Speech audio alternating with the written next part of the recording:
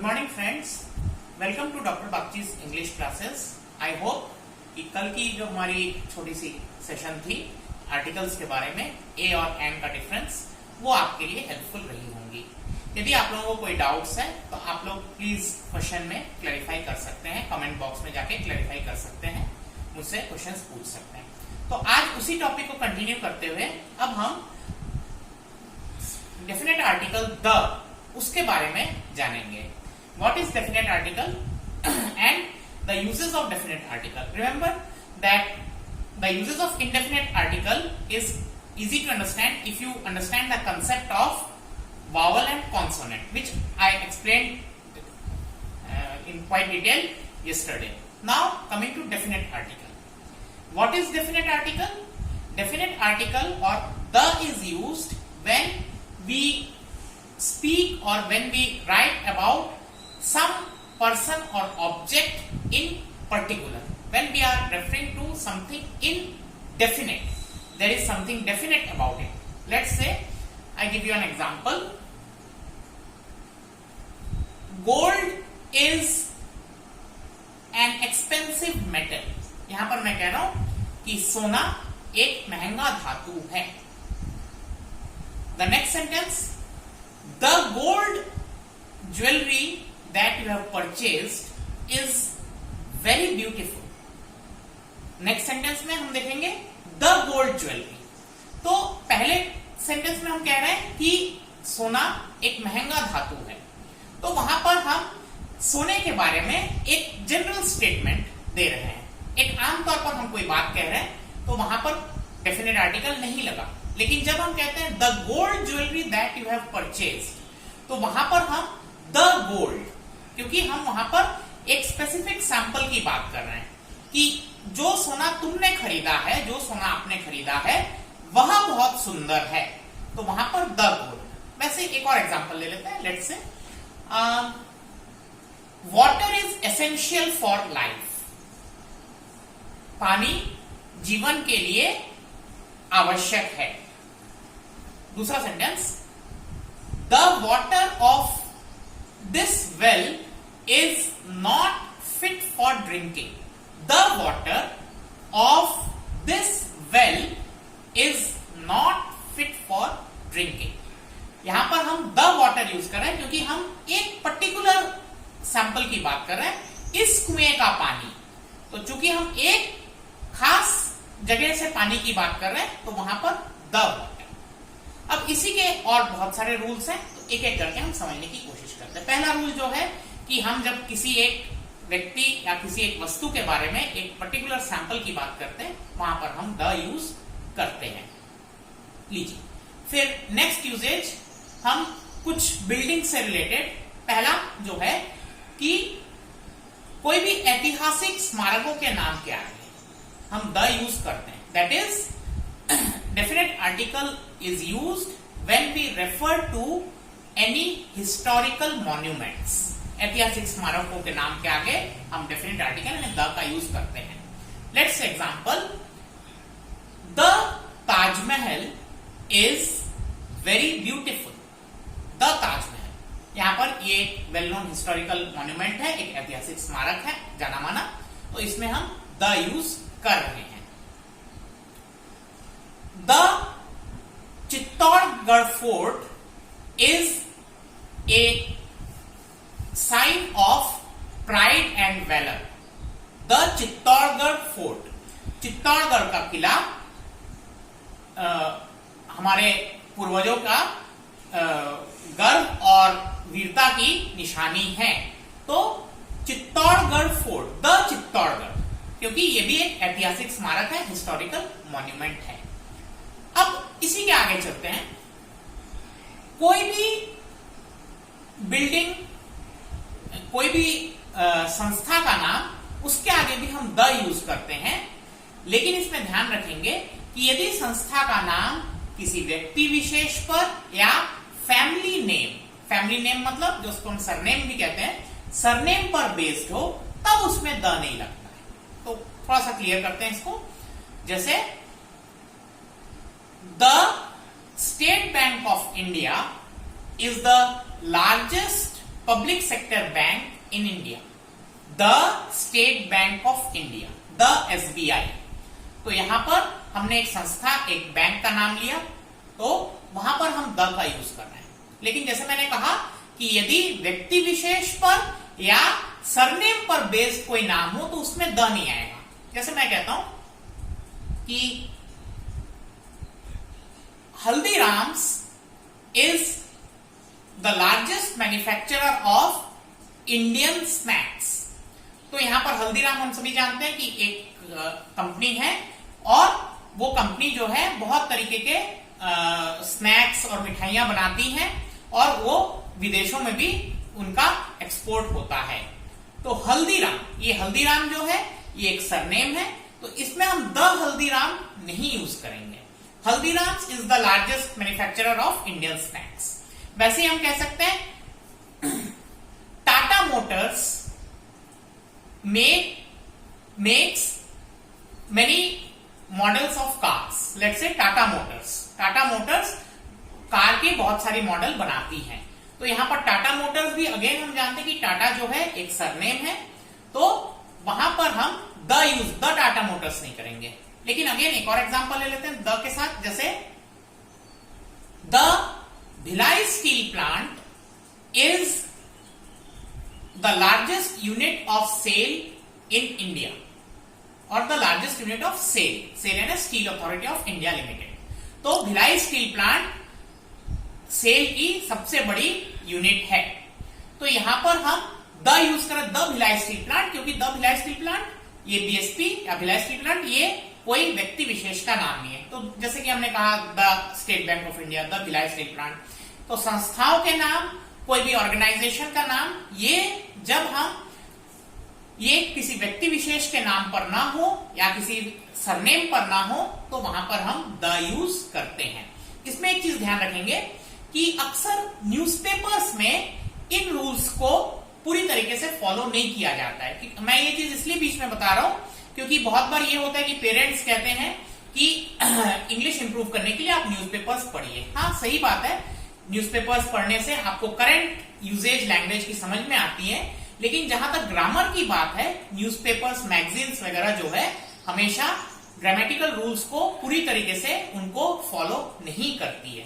तो हो सकता है कि आपको कई बार दिखे कि वहां पर आपको लेट्स से जो मैंने तो एग्जांपल दिया कि BSP, Bhilai steel plant, SBI, state bank of India, इनमें आपको हमेशा द लगा हुआ या इस तरीके के यूजेज में द हमेशा ना मिले। तो ये ध्यान रखेंगे कि न्यूज़पेपर्स कोशिश ये करते हैं कि न्यूज़पेपर्स या मैगजीन्स की हम लैंग्वेज को डे टू डे बोलचाल के तरीके से हम रखें, जैसे कि हम आमतौर पर बोलते हैं, और आमतौर पर बोलते समय भी हमसे कई ग्रामेटिकल एरर्स होती हैं क्योंकि इंग्लिश हमारी मदर टंग नहीं है। तो वो भी उस यूजेज को फॉलो करने की कोशिश करते हैं ताकि उनके रीडर्स को थोड़ी सी पढ़ने में या थोड़ा सा उसको यूजेज में सुविधा जाए। तो इसलिए ग्रामर के सारे रूल्स न्यूज़पेपर्स, मैगजीन्स फॉलो नहीं करते, इसका ध्यान रखेंगे। चलिए अब आगे बढ़ते हैं। बिल्डिंग रिलेटेड हमने पहला किया हिस्टोरिकल मॉन्यूमेंट्स के यूजेज पर। दूसरा रूल कि हम किसी भी संस्था के नाम के आगे हम द यूज करते हैं जबकि वो व्यक्ति विशेष या सरनेम पर बेस्ड नहीं हो। तो सेकेंड रूल को मैं इंग्लिश में दोहरा देता हूं। Definite article is used when the name of an organisation is not based on a personal name or a proper noun or a family name। ठीक है। थर्ड यूजेज देखिए, जब हम किसी बिल्डिंग को उसके फंक्शन से रिलेट करते हैं, मतलब जैसे मैं कहता हूं स्कूल, अब मैं यहां पर किसी एक पर्टिकुलर स्कूल की बात नहीं कर रहा हूं, एक स्कूल एक बिल्डिंग है जिसका एक पर्टिकुलर फंक्शन है। बैंक अगेन ये एक बिल्डिंग जिसका एक पर्टिकुलर फंक्शन है। हॉस्पिटल अगेन एक बिल्डिंग जिसका एक पर्टिकुलर फंक्शन है, पर्टिकुलर यूज है। तो जहां हम किसी बिल्डिंग को हम उसके फंक्शन से बात करते हैं, वहां पर मैं किसी एक पर्टिकुलर बिल्डिंग की नहीं बात कर रहा हूं, कोई पर्टिकुलर स्कूल या हॉस्पिटल या बैंक की बात नहीं कर रहा हूं, सिर्फ मैं एक फंक्शन की बात कर रहा हूं। तो वहां पर यदि हम जिस सेंटेंस में बात कर रहे हैं वहां पर यदि हम उसके मुख्य फंक्शन या प्राइमरी ऑब्जेक्टिव की बात कर रहे हैं तो वहां पर द यूज नहीं होता है। लेकिन जहां पर हम उसके सेकेंडरी मतलब मुख्य उद्देश्य को छोड़कर कोई और काम की बात कर रहे हैं उस बिल्डिंग से रिलेटेड, तो वहां पर हम द यूज करते हैं। अब इसको थोड़ा सा समझ लेते हैं। जैसे मैं कहता हूं, मान लीजिए कि एक स्टूडेंट कहता है I go to school every day, मैं रोज स्कूल जाता हूं या जाती हूं। तो यहां पर I go to school every day, यहां पर ऑब्वियसली एक स्टूडेंट कह रहा है, तो वो एज ए स्टूडेंट ये कह रहा है कि मैं रोज स्कूल पढ़ने जाता हूं। तो यहां पर स्कूल का हम जानते हैं प्राइमरी फंक्शन क्या है, पढ़ना और पढ़ाना। फॉर ए टीचर पढ़ाना, फॉर ए स्टूडेंट पढ़ना। तो यहां पर उसके प्राइमरी फंक्शन की बात करें एक स्कूल की, वहां पर द यूज नहीं हो रहा है। लेकिन वहीं पर मैं दूसरा सेंटेंस यूज करता हूं, my father will go to the school to meet the principal. तो यहां पर मेरे पिताजी स्कूल जाएंगे प्रिंसिपल से मुलाकात करने। तो यहां पर जो स्कूल का जो फंक्शन है, प्रिंसिपल से मुलाकात करना या किसी टीचर से मुलाकात करना या किसी और से मिलना, वो उसका प्राइमरी फंक्शन या मुख्य उद्देश्य नहीं है किसी से मुलाकात करना। तो वहां पर हम द स्कूल यूज करें, my father will go to the school to meet the principal. तो यहां पर चूंकि हम उसके मुख्य कार्य की बात नहीं कर रहे, प्राइमरी फंक्शन की बात नहीं कर रहे, तो वहां पर द यूज होता है। अगेन एक सेंटेंस और बना लेते हैं। Let's say my uncle is admitted in hospital. Continuing with that sentence, I will go to the hospital to meet my uncle. यहां पर पहला sentence, my uncle is admitted in hospital, obviously treatment के लिए भर्ती है कोई व्यक्ति, तो हॉस्पिटल का प्राइमरी फंक्शन इलाज करना या कराना है। तो अंकल एडमिट है मतलब इलाज करवा रहे हैं। यहां पर हम हॉस्पिटल के आगे डेफिनेट आर्टिकल नहीं यूज कर रहे हैं। लेकिन I will go to the hospital to meet my uncle, तो यहां पर किसी से मिलना, किसी मरीज से मिलना, किसी डॉक्टर से मिलना, किसी और से मिलना, तो वो हॉस्पिटल का मुख्य उद्देश्य प्राइमरी फंक्शन नहीं है।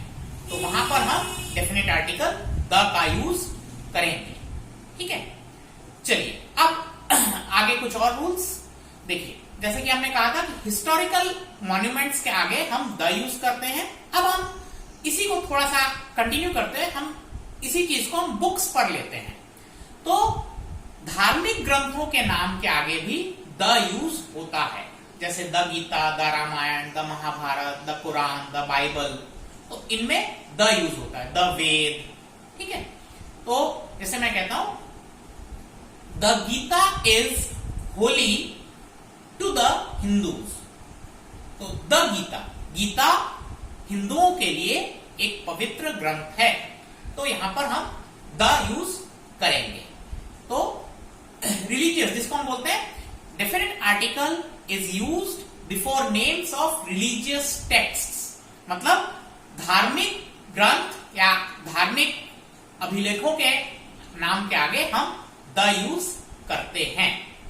चलिए इसी में एक चीज और कंटिन्यू करते हैं। Names of newspapers, daily newspapers, उनके नाम के आगे भी हम द यूज करते हैं, अनलेस एंड अनटिल वो इंग्लिश न्यूज़पेपर हो और उसके नाम में ऑलरेडी द हो। जैसे मैं कहता हूं